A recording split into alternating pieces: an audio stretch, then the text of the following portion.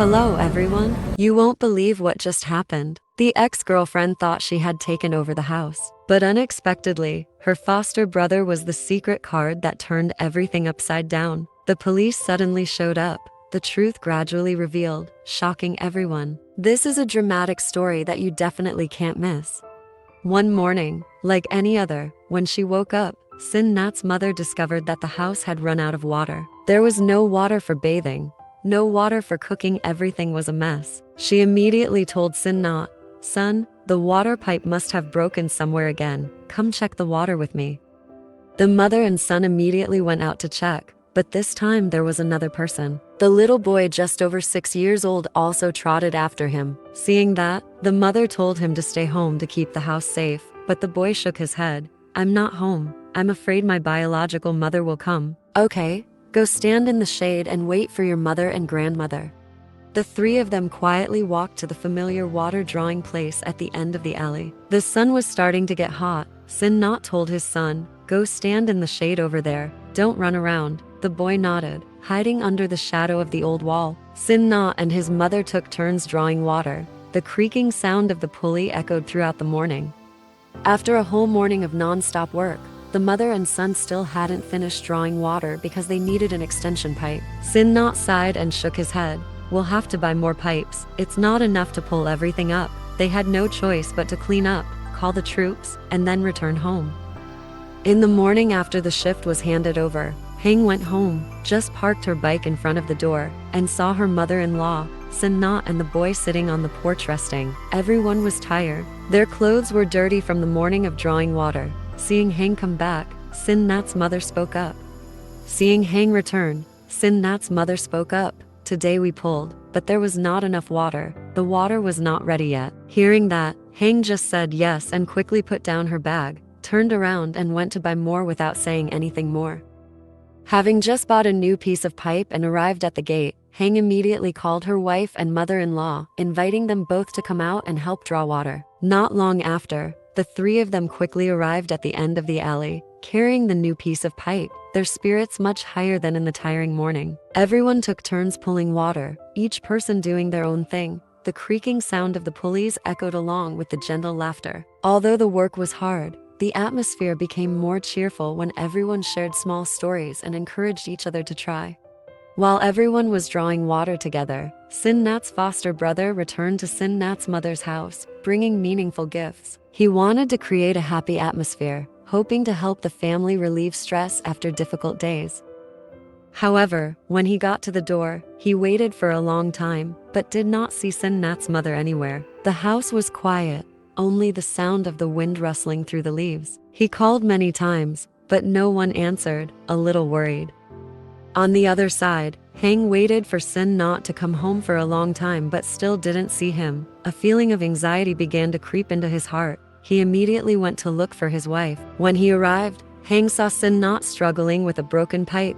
The water flow was uneven, making it difficult to pull water. Without hesitation, Heng and Sinnhat checked and quickly helped him fix the leak. After a while of skillfully repairing and reconnecting the pipe together, Heng and Sinnhat finally finished pulling the entire water line. The water flowed smoothly. The source of daily life was reconnected, bringing peace of mind to the whole family. Together, they cleaned up their tools, breathing a sigh of relief because the job was done. On the way back, they exchanged warm smiles, knowing that no matter how difficult it was, as long as they were united, all challenges could be overcome.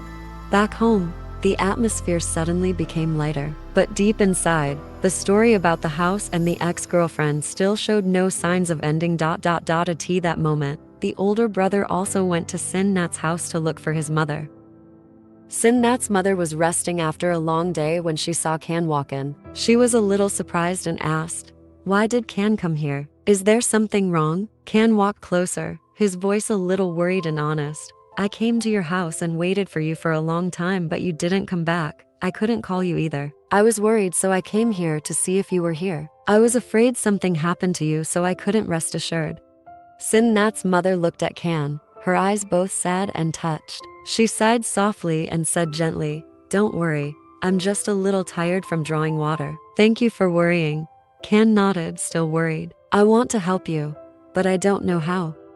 Can sat by the door, his eyes looking out at the gloomy afternoon sky, where the last rays of the day were gradually fading. Many thoughts were surging in his mind. After a long day of constant worries, now that he was home with his family, the worry about Hang's mother still haunted him. He knew that even though Hang's mother had reformed well in prison, there were always hidden things that no one could have foreseen. Hang sat beside him, her face showing a hint of fatigue, but still calm. He told about his mother's efforts during the re-education period, his eyes showing a hint of hope. However, deep inside, they both felt an uneasiness, a feeling that could not be dispelled. The atmosphere in the room suddenly became heavy when Hang slowly spoke, her eyes filled with sadness. "Mr. Can, my mother's to Story House. She has transferred it to Hyen." Those words were like a sudden blow, making Can startled, his heart filled with confusion and anger. He sat up straight, his forehead wrinkled, trying to accept this unbelievable truth. How could this be? Why didn't my mother tell you? Hang lowered her head, her voice choked. "I also just found out recently. Maybe she was forced or had some plan behind it, but now the house is no longer in the family's hands." Can sighed, his determined eyes filled with determination. "We can't let this happen. We have to find a way to get the house back for the family, for Sinnhat."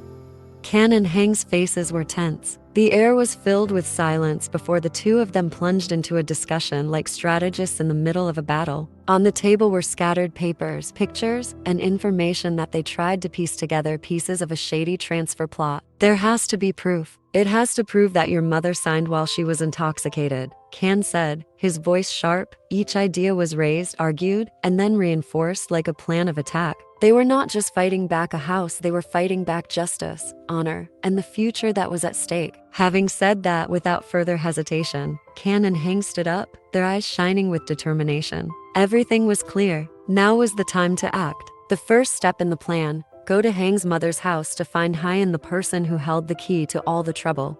After Can and Hang left, Mother Sinnhat and Sinnhat's faces were tense, their eyes solemn. No one said anything, but that silence was enough to make the atmosphere heavy, signaling that things were not simple. As soon as she arrived, Hang quickly walked to the door and knocked loudly. Inside, Hyen was sleeping, startled awake. She jumped up, her eyes still half asleep, her heart pounding because of the urgent knocking in the middle of the night, making her feel uneasy, sensing that something bad was about to happen. Not giving Hyen time to react, Can and Hang walked straight past her, entering the house with a determined and pressured manner. Hang pulled a chair and sat down, her hands on the table, her eyes staring straight at Hyen. Can also sat next to her, arms crossed in front of her chest, her face determined as if ready to smash all excuses. Hyen stood frozen in the middle of the room, furious.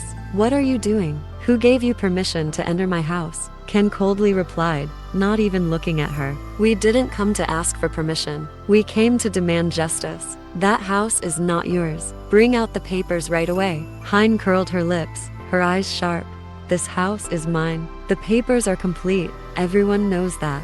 You guys go home." Can did not move, still keeping a cold gaze. "You have the papers, but we will check the legality. If we find any fraud, you will be held responsible." HGG stepped closer, her voice determined. "Don't think you are the only one who knows how to cheat. We will make the truth clear." Hyen was determined, her voice cold and firm. "That house is mine, no one can take it away. The paperwork is done. I have all the legal evidence." She stood up straight, her eyes full of challenge, not giving in even in the face of Can and Hang's threats.